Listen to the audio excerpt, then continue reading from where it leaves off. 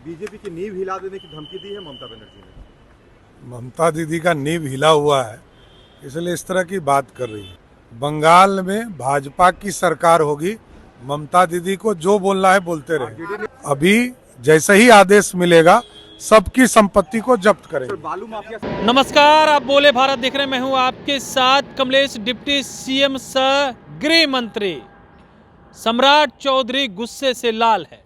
बिहार में अभी भी आपराधिक घटनाएं हो रही है। 400 लोगों को तो चिन्हित कर लिया है कि कौन कौन अपराधी हैं।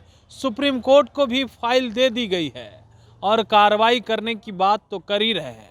लेकिन दूसरी तरफ एक बयान बड़ा आ गया है कि बीजेपी की पूरे देश में नींव हिला देगी ममता बनर्जी। यह सुनते ही सम्राट चौधरी गुस्से से लाल हो गए हैं। क्या कुछ कह रहे हैं, सुनिए इस वीडियो में। बंगाल में टारगेट बीजेपी किया तो पूरा देश हिल जाएगा। बीजेपी की नींव हिला देने की धमकी दी है ममता बनर्जी ने। ममता दीदी का नींव हिला हुआ है, इसलिए इस तरह की बात कर रही है। भारतीय जनता पार्टी तो 3 विधायक से 77 विधायक जीत गया उनके सामने, और इस बार बंगाल में भाजपा की सरकार होगी, ममता दीदी को जो बोलना है बोलते रहे। क्राइम बुलेटिन आपके जाने के बाद लगातार नीतीश कुमार जी ने सुशासन दिया है। अपराध समाप्त नहीं हुए हैं, अपराध पर कार्रवाई हो रही है, और नीतीश जी ने सुशासन दिया। बार बार कह रहे हैं कि ऑर्गेनाइज क्राइम को खत्म किया है। आपराधिक घटना हो रही है, चिंता का विषय, और आगे उसको भी ठीक करना है। इस पर सरकार पहल। 400 लोगों की सूची आपने जारी की है सर, खलबलाहट मच गई है सर। नहीं, वो तो कोर्ट न्यायालय को तय करना है, न्यायालय को समर्पित किया गया है।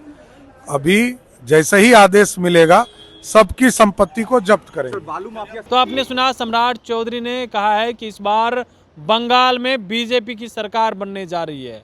ममता बनर्जी की नींव हिल गई है, इसलिए इस तरह की बातें कर रही है। हालांकि ममता बनर्जी ने कहा है कि अगर बंगाल में कुछ खेला किए तो पूरे देश में बीजेपी की नींव हिला करके रख देंगे। तो ऐसे में सम्राट चौधरी ने कह दिया है कि उनकी नींव अब हिली हुई है, बीजेपी की सरकार बनने जा रही है।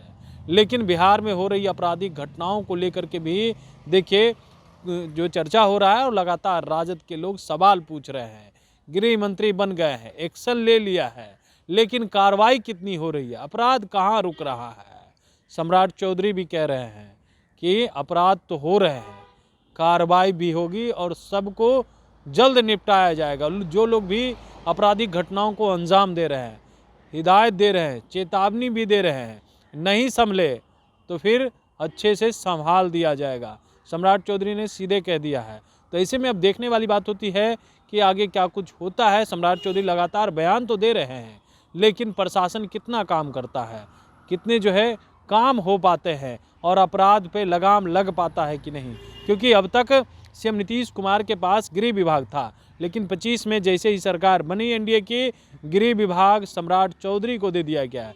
20 वर्ष तक नीतीश कुमार अपने पास रखे थे, लेकिन अब सम्राट चौधरी के पास है। सम्राट चौधरी क्या सुशासन राज बिहार में स्थापित कर पाएंगे कि नहीं, क्या या सिर्फ बयान देते रहेंगे, देखना दिलचस्प रहता है। बने रहिएगा बोले बात साथ। बहुत बहुत धन्यवाद।